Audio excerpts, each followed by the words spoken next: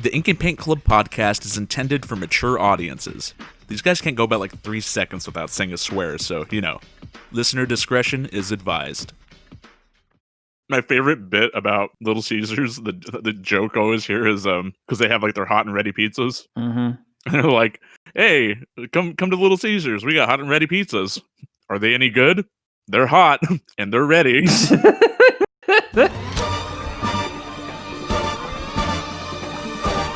You're listening to the Ink and Paint Club podcast, your weekly home for animation reviews and discussions.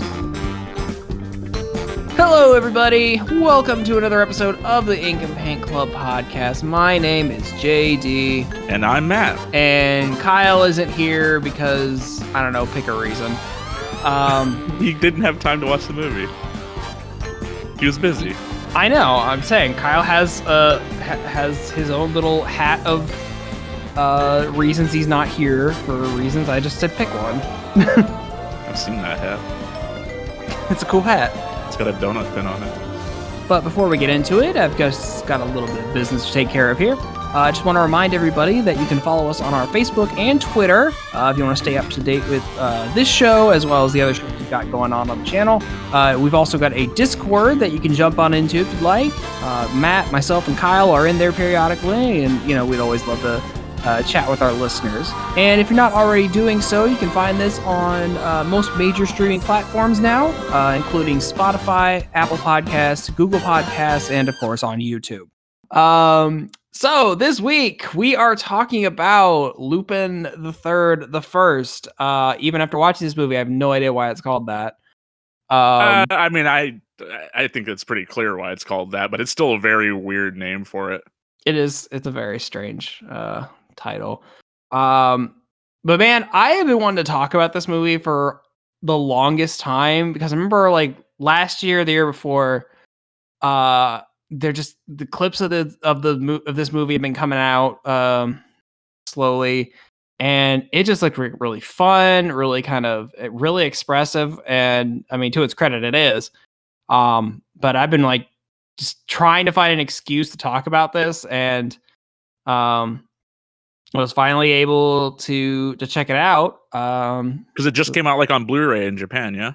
Yeah, so finally been able to check it out. I know I think G Kids has the American rights for it. I don't know if they're gonna dub it or not. That's typically what they do with their stuff that they license out. So that's probably why it's taken a bit, because I know a bunch of operations, the dubbing and stuff because of COVID has been kind of hard to do. I know. Yeah, a lot of stuff's gotten pushed back. I will say if they are going to do, if they are going to dub it, it's going to be weird. And I say that because, this is a sidebar before we actually get into the movie. So Mel and I watched this. I really wanted to watch it, so she watched it with me. And she's never seen anything Lupin related before. And I've been watching. They have Lupin Part 2, which is whatever. It was the version that Adult Swim showed with the red jacket. Yeah. Okay, that was prior to this movie. That was really my only familiarity with Lupin 2. Was like the Adult Swim show that they had, the dub. Mm-hmm. Aside from that, I've never seen like any other Lupin production. And like the last time I watched any of that Lupin stuff was back when it was like airing new on Adult Swim. Yeah. Other than that, they had like a Lupin the Third game on the PlayStation 2, and one of my friends had that, and I remember playing that a bit. But other than that, yeah, my experience with Lupin is a little. Yeah. So I've been watching a lot of that. I just kind of put it on the background while I'm doing stuff.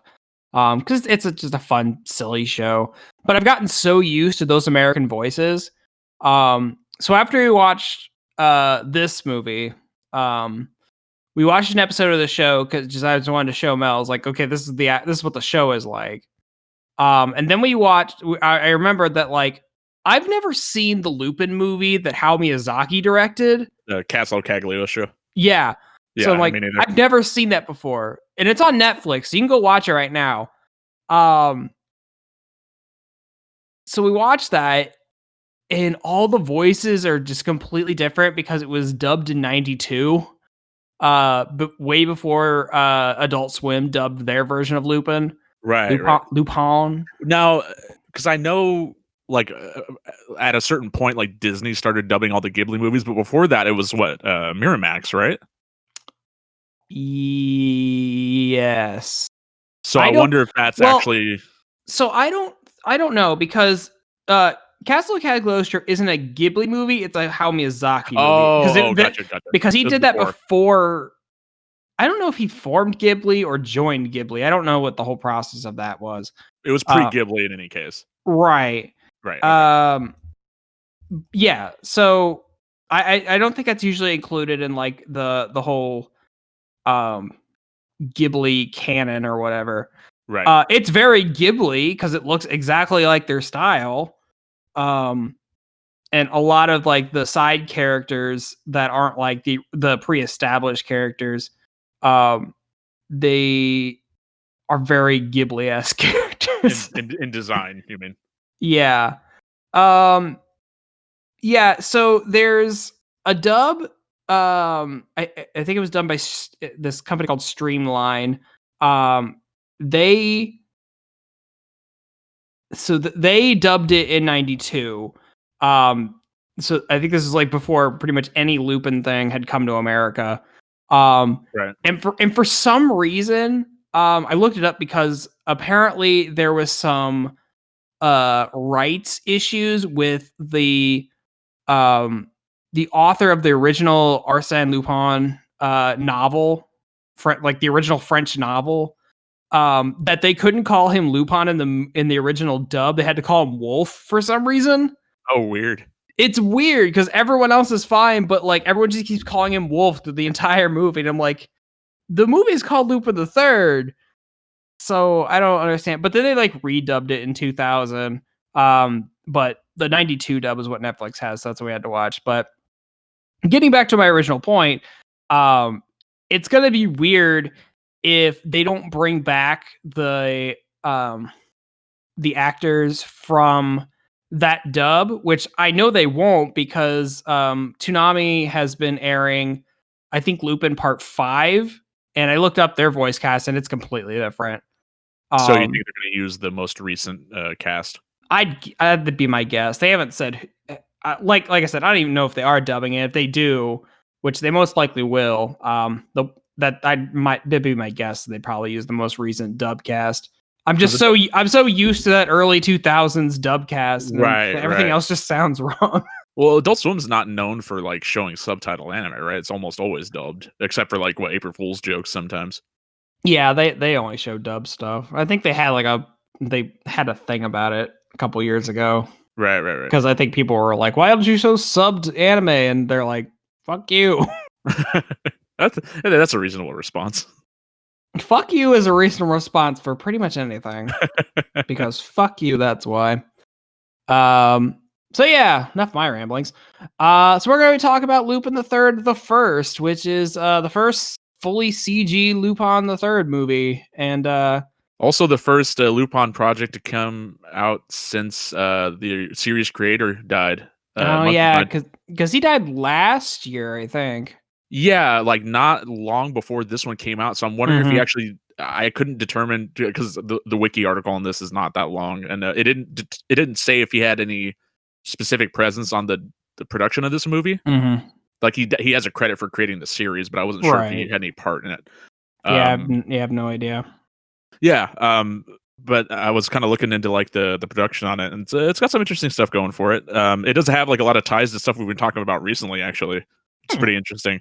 Before I get into that though, like I was trying to see if there's like any ties to like previous Lupin projects. I forgot to look into the voice actors to see if any of the ones that they used for the Japanese version, or like any of the like original voice actors for any of the other Lupin adaptations. I forgot to look that up.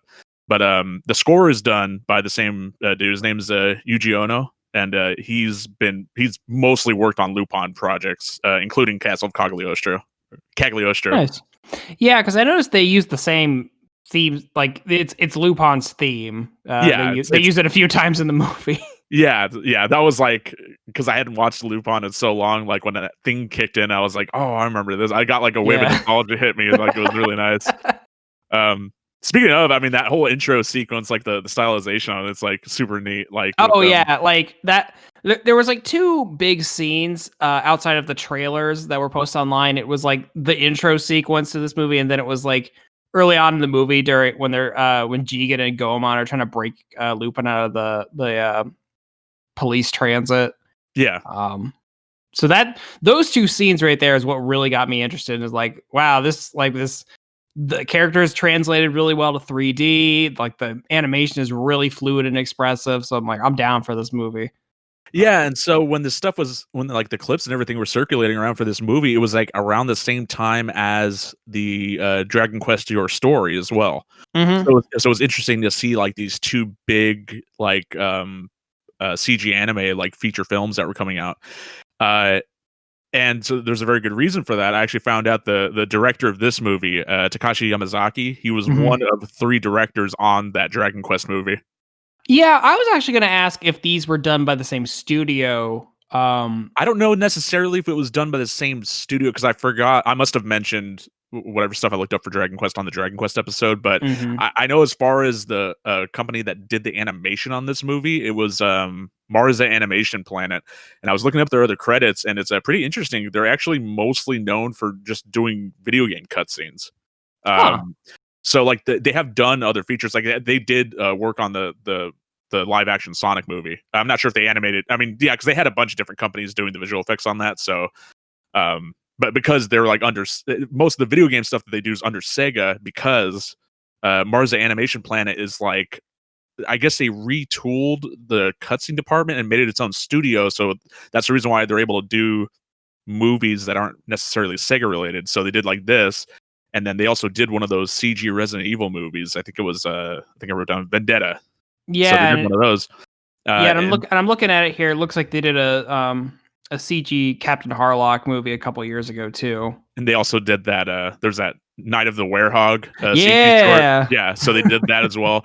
And then, yeah, just, basically since 2006, they've just done CG, cutscenes for, like, tons of Sega stuff, and then, like, Hmm. ever since, Sonic Unleashed, they've been doing, like, the cutscenes for all the major Sonic games as well.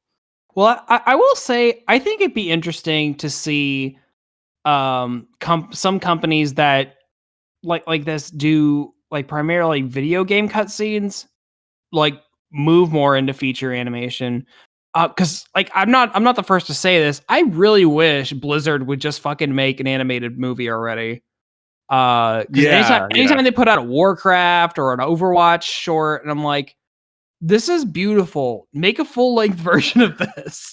Well, I know specifically Blizzard's trying to take steps towards that at least because I know that there was like some of those job listings that kind of got leaked that were saying that they were looking into trying to do animation like series for like Overwatch and then something else. Maybe it was probably like Diablo or StarCraft. One of the only big 4 that they have. I can't remember which one it was. Yeah, like honestly, make Overwatch a movie or a TV show and make it look like those shorts they put out. I'll watch it. Right. I don't give a fuck what it's about. Yeah, yeah. I mean, God, between like them and like Square Enix is also really good at like the cuts that they do. I mean, they were like a good friend of mine was like we had a night where we were just looking at a bunch of like old video game cutscenes, like we're looking at like the pioneers basically. So we're looking at like old Blizzard stuff, and we're looking at old Square Enix stuff. Like Final Fantasy 8, 9, and then like Mhm. StarCraft 1 and Warcraft and that sort of thing. Yeah, so it was interesting to find out that this company like got spun off from just doing video game stuff to also to now doing like stuff for movies and stuff. So Yeah. it would be very cool to like see a more. I mean, I can see why that's not necessarily a thing. Like the only reason why Oh this yeah. happened, the only reason why this happened specifically is because um I don't know if it had something to do directly with the there was that merger between Sega and Sammy Holdings. Oh And yeah. so I guess they retooled like a bunch of the subsidiaries, and so this was the result of one of that, one of Oh. something like that, or something like that. I don't know. I didn't go too in depth about it. That was just kind of like the surface level stuff that I was able to discern from it. Well, it's still really cool that they were able to do this. Yeah, totally. Yeah. And to do it so well, because like yeah, like you mentioned, I mean the um the way that they were able to capture like the style and the CG was like um it's just it's a looker of a movie. It looks really good. It's weird because now that I have that connection to the Dragon Quest movie in my head because same or one of the directors from that movie, I was remembering one of the things that not necessarily that I wasn't a fan of. It was just something that was definitely notable. Was in that Dragon Quest movie. It looked very good, and like the expressions, and everything were on point, and like the design and everything. But I just remembered like kind of how the movement in the movie was. There were bits of it kind of looking like a bit. I don't want to say stilted, but it looked very much I like an it anime. was a little stiff in spots. Yeah. Whereas in this, it's pretty fluid. Oh yeah, dude, just like watching Lupin do anything, he's just like very noodly. And it like reminds me of the Lupin show I've been watching, which is like very expressive. It's a very limited animation in some spots, just because it's like from the fucking 70s. Yeah. But like there's a lot of like strong poses, a lot of really goofy facial expressions, and I think they really brought that to this movie. But updating it for like the modern aesthetic of animation with the CG and be able to push that a little farther. So yeah, like I was saying that like all of the like established Lupin characters, they like translated very well, almost perfectly into CG. I think they did a really great job with that. I did think it was funny that my wife brought up that there's a scene somewhere in the middle of the movie where Lupin is talking to the one of the main characters introduced into this movie, Letitia. It's very strange watching Lupin, who has this very kind of goofy, cartoony look, and Talking to Anna from Frozen. I'm about to say, yeah, that's what Mel was saying. It's like she's like, she just looks like a Disney character. Yeah, I got that same vibe. I wonder if that was like intentional or if that just was a result. I don't know. It's super weird. I think that's just modern CG character design aesthetic, honestly. Yeah, but I mean that's like modern character like for at least Disney movies. I mean, you look at like any other I don't know. It's just weird. It looked very specifically like Disney's way of how they draw like Disney princesses. But it's weird because like I'm thinking back like on the like the female designs from like Dragon Quest. I don't remember them looking like really Disney or anything. No, but they were. It wasn't. Well, that was the big one of the big complaints of that movie is that they didn't adapt Toriyama's art style, which it's whatever. Right. Although now it's funny because I think it was just announced what was it? Oh no, I guess it's not related. Never mind. I was trying to think they just announced like a Dragon Quest that's like it's an adaptation of like the anime series that they did like back in the day.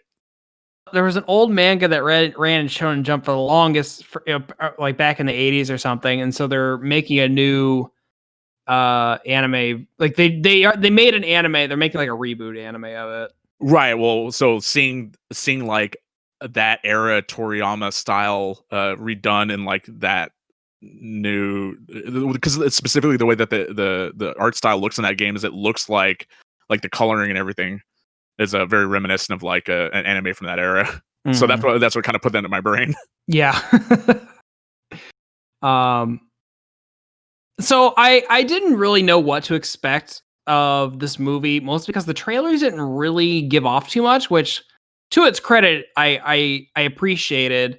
Yeah, totally. I had no idea what to expect either. Like all I knew was that it was Lupin related, so it's like okay, so they're gonna like steal a thing, and it's gonna turn out. I mean, like just judging from it being like a feature length film, it's like okay, so I'm sure the stakes will be pretty high, and they'll probably have to like team up with Zenigata, like that type of thing. Yeah. So you're a bit more familiar with Lupin than I am. Have they ever faced stakes this high? Because God. Fucking black hole generators and like the Nazis and like I don't know, man. Literally all of my Lupin knowledge is from the Adult Swim dub series and watching Cagliostro last week. Right. Literally the only thing that even remotely comes close to this is there's an episode where Goemon literally has to decapitate a dragon. That's about it. So there are like, okay, I wasn't sure. I couldn't remember how fantastical. Yeah, it's mostly grounded, but there is like the very sometimes it gets into like more fantastical supernatural kind of stuff. Okay, but okay. yeah, from anything that I'm familiar with, I know there's a bunch of Lupin movies and a bunch of series, and I don't know anything about those. So if you know about them, listeners, please let us know. But yeah, nothing this crazy to my knowledge. So yeah, I didn't know what to expect coming out of it. It definitely wasn't what I thought I was going to be getting. I still enjoyed it. I thought it was, a very fun movie. Oh yeah, no, totally, a very fun movie. I was like, it's not that I went into it with low expectations. I just went into it with not very many expectations because I hadn't watched like any Lupin things since like the early 2000s. So only besides being like passing familiarity with like the series and stuff. But yeah, no, I came out of it like wanting to watch more Lupin stuff. Oh, I mean that whole Adult Swim show is on Hulu, and it makes for it's a good time waster. So yeah, basically the main conceit of this is that there's this diary, from this archaeologist back in World War II, who made like this impossible lock. And inside the diary is like the directions to what we find out is a a black hole machine. And the Nazis are involved. Hitler might still be alive. And then there's the whole Lupin gang doing their silly shenanigans. I think my biggest gripe of this movie is because you get that really excellent intro sequence. Like it's really flashy, it's really stylish, like they're like jumping through like clockwork gears. And like I was still floored by that watching it now than I was when they posted it online months ago. Right. But you're introduced to all the Lupin characters, which everyone's familiar with, and you see Jigen and Goemon break Lupin out of the police van early in the movie, and then everybody else disappears for like a half hour. And that's not even exaggerating. Like they're gone, and it's just Lupin and Letitia trying to figure out the mystery of this journal and dealing with the Nazis. It's not until like halfway through the movie that like Jigen, Goemon, and Fujiko come back. And then they, like you said, they have to team up with Zenigata for reasons. So it's just like I really like these. I like this whole gang of characters, but for whatever reason, they just like the movie forgets about them for a half hour. So I kind of understand why they might have done that, just because trying to the kind of setup for this kind of required like a bit of exposition and kind of like positioning the characters and certain elements and stuff. It makes sense why they did that. I guess I kind of figured there's so many other Lupin things out there that you can watch that if you want to like see more of like the side characters, you're more than free to like kind of dig into the archives and stuff. And even in the show I've been watching, sometimes some of the characters just aren't there, or they'll like actively remove themselves from the story. Like, there's a few episodes where like Lupin really wants to do that, or Jigen and Goemon are just like, nah, they just leave. Right. They just go fuck off somewhere for an episode. So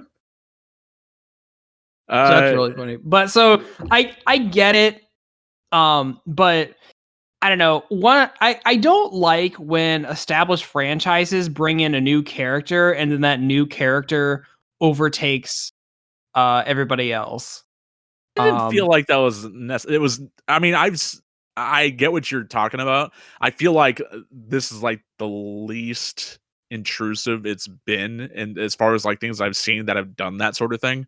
Mhm. Like I felt like because the story revolves so much around this character that it was definitely important that she got like enough screen time, and she was an enjoyable character enough. Like I Yeah, did like her. she wasn't really annoying and stuff. She was actually kind of she was fine. Um, I did think like the weird like, oh, our grandfathers were partners, even though we don't really not really going to go into that too deep.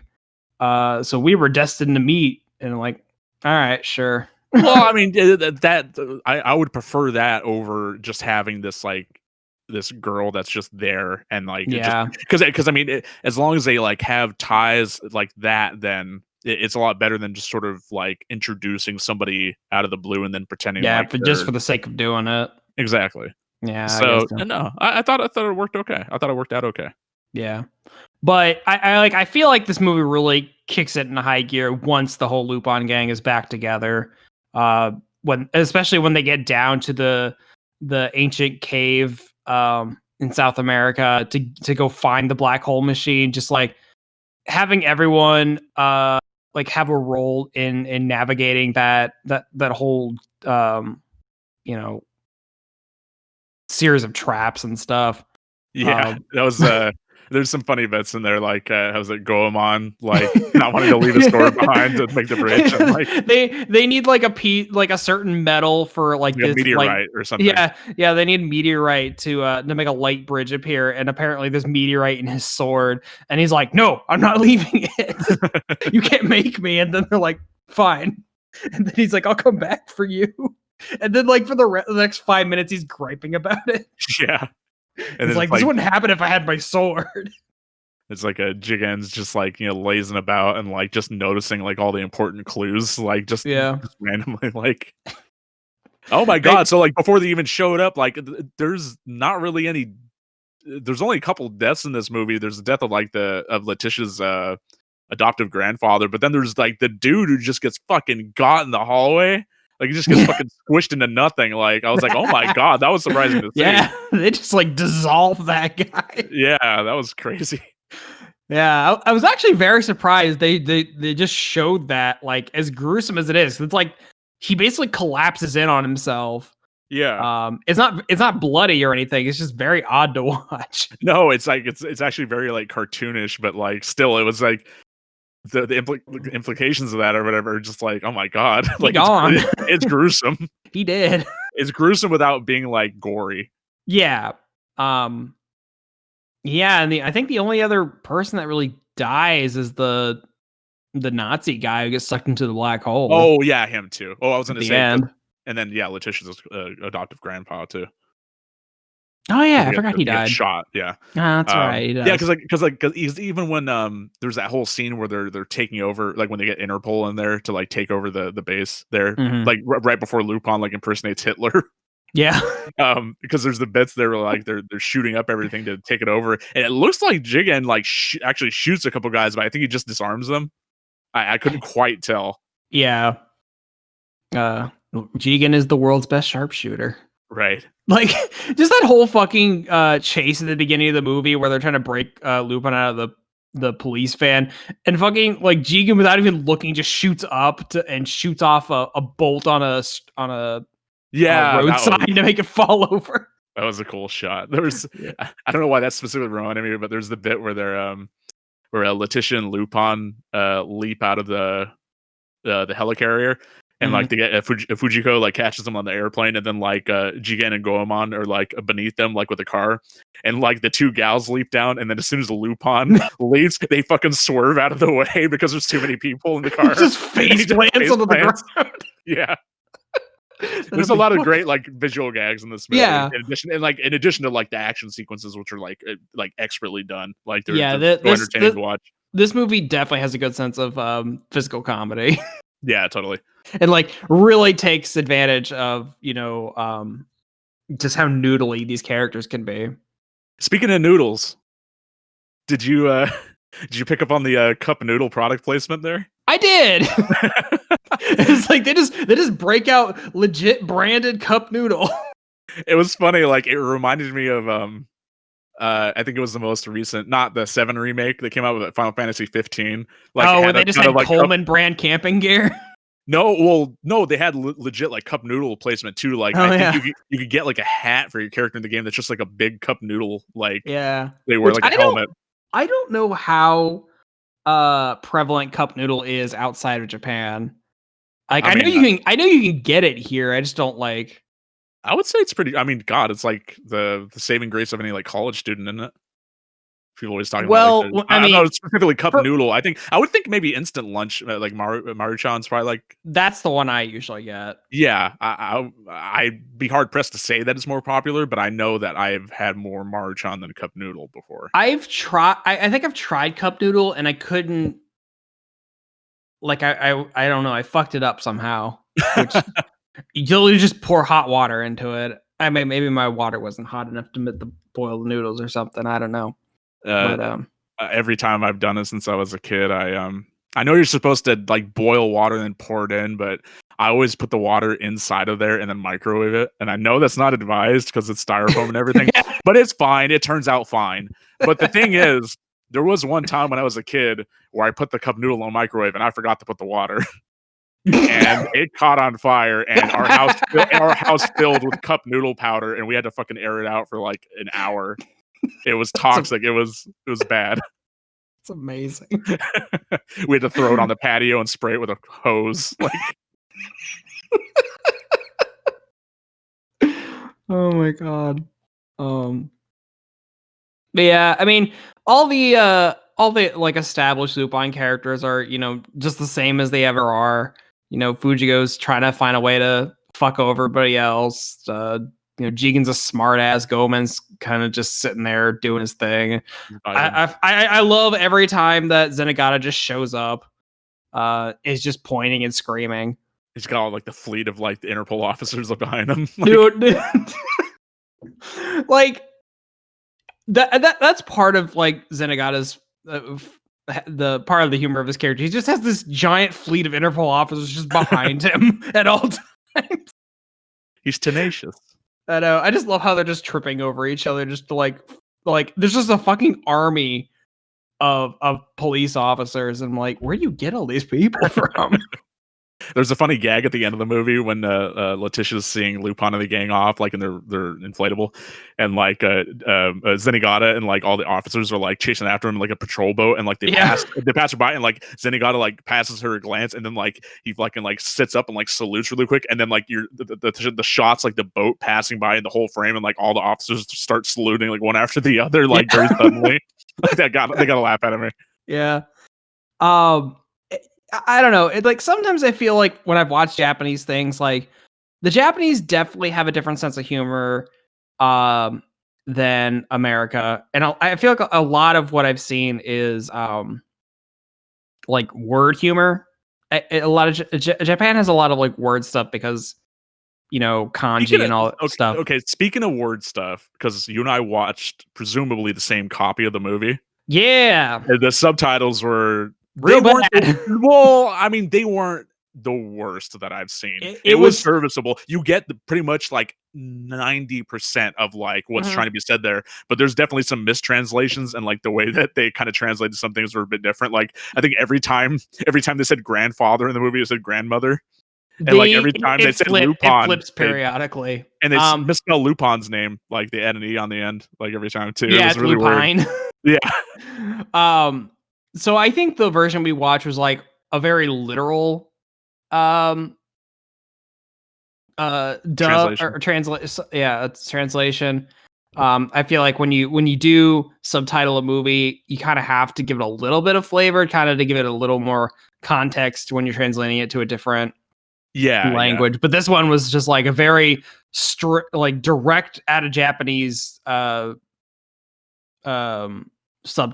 So, but like you said, we got the gist of what's of the dialogue, and a lot of this is like just visual stuff. Yeah, exactly. Like I never felt like I was totally lost. Like not at all. That. No, I was able to easily follow, even though the translation wasn't like 100%. Right. Like I would definitely like to rewatch this movie. whenever they G Kids ended up doing the dub for it. Oh yeah, So for sure. I would like to see how they, just because now that I've watched this with like a very literal translation of it, like in subtitles, I would like to see kind of like as a comparison note to see like how it gets adapted into English, and then specifically how it gets sort of what's the word I'm thinking of? Adapted? No, not translated. What's like the thing that Nintendo of America does to like, fucking Localize? localize. There you go. Yeah, localizes. Yeah, how they localize it. Not Yeah. necessarily because like it has a ton of like Japan specific terminology or anything in there. It was just like they actually do name drop a bunch of like different like territories and like languages and nations and stuff. Mhm. And so yeah, And it was just honestly, that's kind of the fun thing about watching Lupin is it's not ever confined to one part of the world. It's a globe-trotting kind of show, so it's always in a different location. I mean, even in this one, you're going from like Europe to the the Middle East down to South America. So you're getting all these like really interesting locations, which are very well crafted together. I meant to ask because Yeah. you've watched the show and stuff. I'm not sure if it's immediately apparent or anything, but does Lupin as a series take place in a specific time frame? Like Not year? not really. Because like I know, Um, because obviously we mentioned that Hitler might be alive in this movie, and mhm. like there's an older Hitler, but like he doesn't look like he's as old as he would be like in the current day. You know what I mean? Yeah, as far as I can tell, Lupin kind of exists in a timeless era. I kind of got Um, that vibe from it. Like it was kind of like anything Batman related. Like it's got a very like sort of 40s feel to it, but like it's still very modern. So yeah, like the show I'm watching was made back in the 70s, so they mostly have like 70s technology. So they still have corded phones, but they have TV.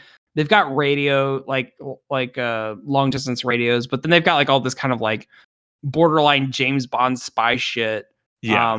Like the whole like Lupin having a face mask for everybody, that's like a common thing in the show. Yeah, and that's like Um, from that same era of like spy fiction, like Mission mhm, Impossible and stuff, where like face masks and stuff were like a big thing, like in that type of story.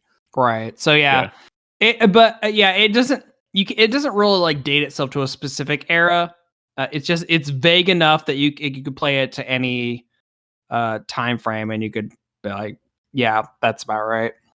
and I think that I enjoy a lot when like series do that because yeah, not having it tied to any specific length of time. Like obviously from this one, you can kind of gather that it takes place during a certain time because of the context of like some of the World War Yeah, II what's stuff and going stuff. on, But right? I mean, like for the most part, like it's fairly timeless. Mm-hmm. Yeah, and I enjoy that. Just like yeah, it's yeah, I enjoy it mostly for the fact that it's not relying on any kind of like uh modern sensibilities to get its humor across. It's able to use that kind of timelessness to its advantage. They're not like making a bunch of pop culture references. They don't have any kind of fucking meme stuff going on. And I don't know if that's if that's just more prevalent in America than it is in Japan, but Yeah. who knows? But man, I think overall, I think this is a really fun movie. I think even if you're not into Lupin, I think you would just people would get a kick out of this. Just because it is so lively. I mean, it's a fun adventure. The animation is really well done. I would say wait for either a better subtitling translation or just wait until Geekheads makes a English translation. But nah, man, I had a lot of fun with this one. Yeah, totally. No, I'm glad that we were able to fit it into the schedule because originally this wasn't supposed to be here, and we kind of last minute like, oh well, look at that, Lupin just showed up on Blu-ray, so here, let's do this. So, dude, we had a couple ideas of what we were gonna do this week, and I saw that Lupin was up, and I'm like, fuck it, we're doing this. Yeah, no, I mean, I've been wanting to talk about this, and we got an open week. Let's do it. Yeah, no, good call. So yeah, guys, if you happen to see this, let us know what you guys thought about the movie, or just let us know about your relationship with the Lupin series if you are knowledgeable about it. And thanks everybody for listening. And I guess we'll just end it there, and we'll catch you all again next week. See y'all later. Thanks for listening to the Ink and Paint Club podcast. Be sure to follow us on Facebook and Twitter to keep up with the show.